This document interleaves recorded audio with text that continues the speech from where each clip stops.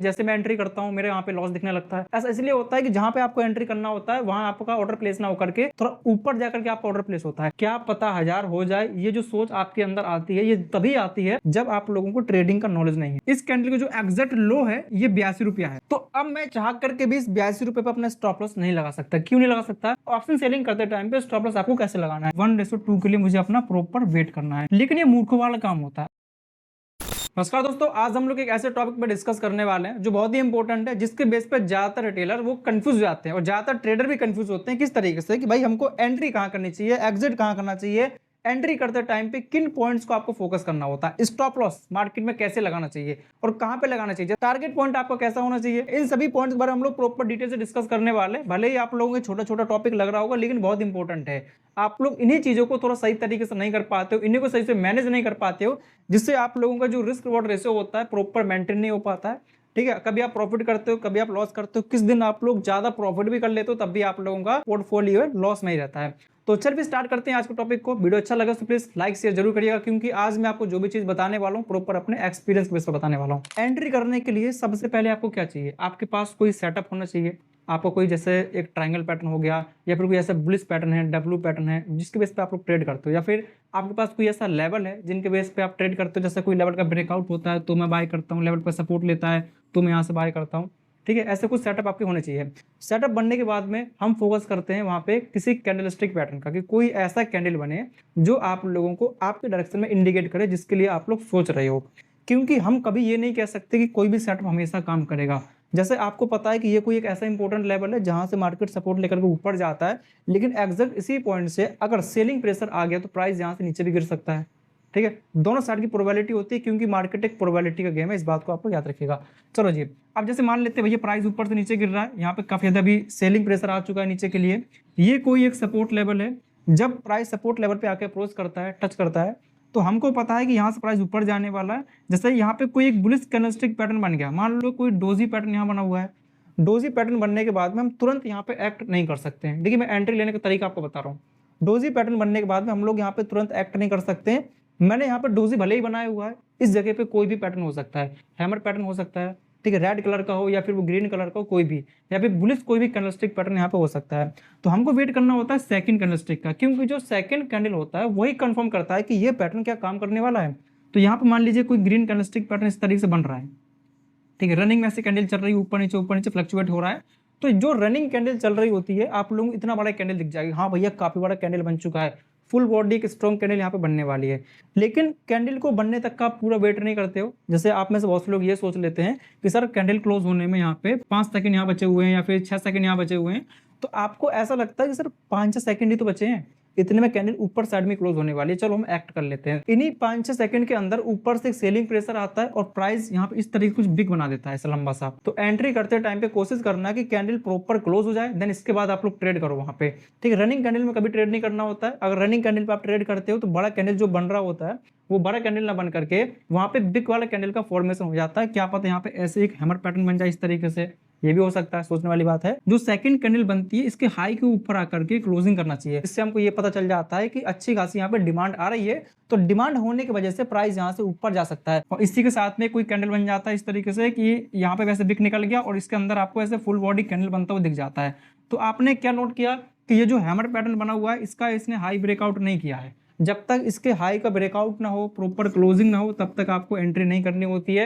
Entry करने का एक सिंपल तरीका है, जैसे कि कोई रेजिस्टेंस लेवल आप लोग आइडेंटिफाई कर लेते हो, प्राइस यहाँ से ऊपर जाता है और रेजिस्टेंस लेवल के आसपास जाएगा, यहाँ पे ऐसा कोई कैंडलस्टिक पैटर्न बनेगा। अगर इसके नीचे आकर के कोई कैंडल क्लोजिंग कर देती है इस तरीके से, तो आप लोग नीचे का ट्रेड करिएगा। अगर नीचे कोई कैंडल क्लोजिंग ही नहीं करती है तो आप फिर नीचे का ट्रेड नहीं करना। जैसे कि यहाँ पे ऐसा फुल बॉडी एक स्ट्रॉन्ग कैंडल बन गया, आपको लगता है कि सर स्ट्रॉन्ग कैंडल बना हुआ और यहाँ पे इतना लंबा बिक निकल गया, ठीक है, तो इसको देख करके हमको ट्रेड नहीं करना होता है, क्योंकि ये दोनों तरफ का होता है मार्केट। क्या पता किधर के लिए घूम जाए, क्या पता नीचे के लिए घूम जाए। वेट करना होता है क्लोजिंग का। जैसे कि अभी आप लोगों ने जो समझा ये था अपना कैंडल्स को देख करके आइडेंटिफाई करना कि प्राइस ऊपर जाने वाला है। लेकिन बात करते हैं ऑप्शन ट्रेडिंग की। जब आप लोग ऑप्शन ट्रेडिंग करते हैं तो वहां पे हम लोग दो तरीके के ऑर्डर प्लेस करते हैं।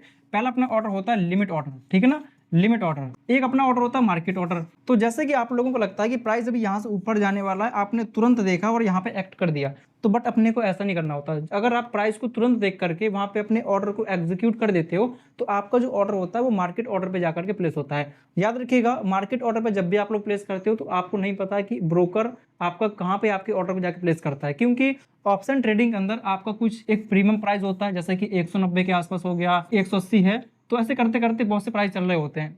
तो जैसे आपको लगता है कि प्राइस 180 से अभी ये ऊपर जाने वाला है और इसका प्राइस अभी कहाँ चला गया, 190 के आसपास, तो जब आप लोग अपने ऑर्डर को प्लेस कर रहे होते हो उस टाइम पे आपका प्राइस और ऊपर जाके प्लेस होता है, जैसे कि 200 के अप्रोक्स जा करके। प्रॉब्लम ये आती है, क्या पता प्राइस अगर थोड़ा सा भी डिक्रीज होगा नीचे के लिए तो आपका ज्यादा लॉस दिखने लगता है, क्योंकि आपको जो ब्रोकर होता है अपने हिसाब से आपके ऑर्डर को ऊपर नीचे प्लेस कर देता है, और क्या पता उस टाइम पे कैंडल का प्राइस कहाँ पे चल रहा है। तो इसका जो प्रीमियम प्राइस आपको दिख रहा होगा वहां पे कितना चल रहा है, 86 के आसपास। तो इतना जो ये प्राइस चल रहा है, तो इस पर अगर हम लोग एंट्री करना चाहते हैं तो एंट्री हम लोग यहाँ पे नहीं कर पाएंगे। क्यों नहीं कर पाएंगे, क्योंकि लाइव मार्केट में ये प्राइस ऊपर नीचे फ्लक्चुएट होता रहता है। जब ये कैंडल ऊपर नीचे मोमेंटम करती है, इस तरह उछल कूद करती है, तो 86 जाएगा कभी प्राइस, कभी 87 चला जाएगा, कभी 85 प्राइस आएगा, तो ऊपर नीचे मोमेंटम करता रहता है। कभी कभी ये होगा कि आप चाहते हो कि मुझे 86 पे ही बाय करना है, लेकिन प्राइस यहाँ से थोड़ा और ऊपर चला जाता है, समथिंग 90 के आसपास पहुंच जाता है। तो आपने क्या देखा कि इसमें 4 पॉइंट की बढ़ोतरी हुई ऊपर साइड में।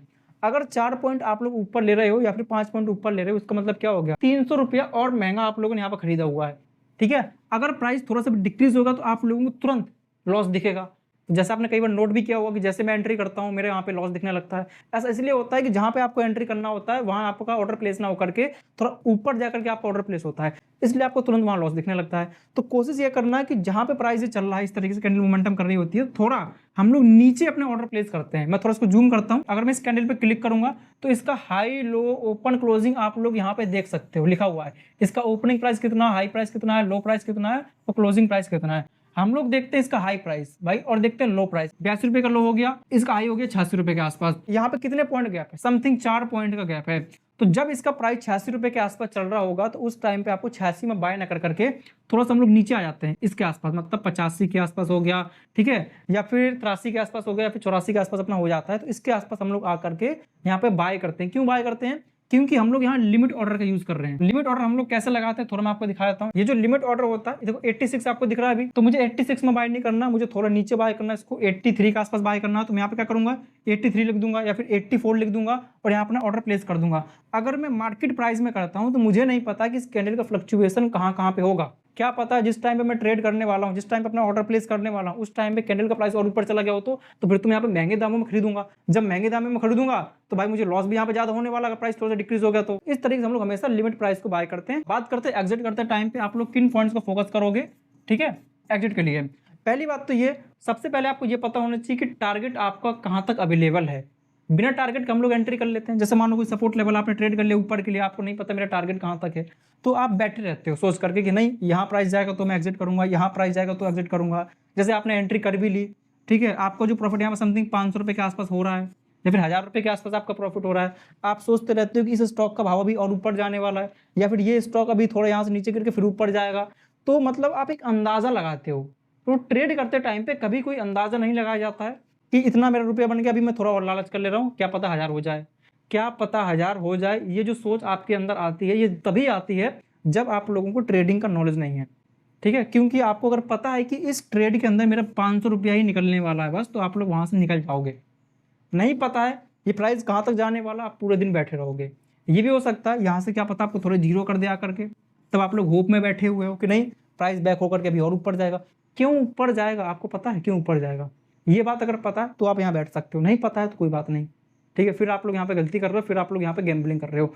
तो एग्जिट पॉइंट आपको पता होना चाहिए कि भैया आपको टारगेट कहाँ तक दिख रहा है, ठीक है। देखो टारगेट निकालने का अपना एक बहुत ही लंबा एक कॉन्सेप्ट है। हालांकि अगर मैं यहाँ पे बताने लगा कि टारगेट कैसे निकाला जाता है तो ये पूरा वीडियो का टॉपिक ही चेंज हो जाएगा। एग्जिट पॉइंट का आप लोग यहाँ पे एक एग्जांपल देखो। जैसे मुझे पता था कि प्राइस यहाँ से नीचे गिरने वाला और यहाँ तक मैंने अपना टारगेट लगा रखा था, तो अगर मैं यहाँ से एंट्री करता हूँ और मुझे पता है इस ट्रेड के अंदर मेरा केवल 500 रुपये का प्रॉफिट हो सकता है, तो 500 रुपये का प्रॉफिट मेरा यहीं तक होने वाला। जैसे मुझे 500 रुपये मिल जाएंगे मैं यहाँ से एग्जिट हो जाऊंगा।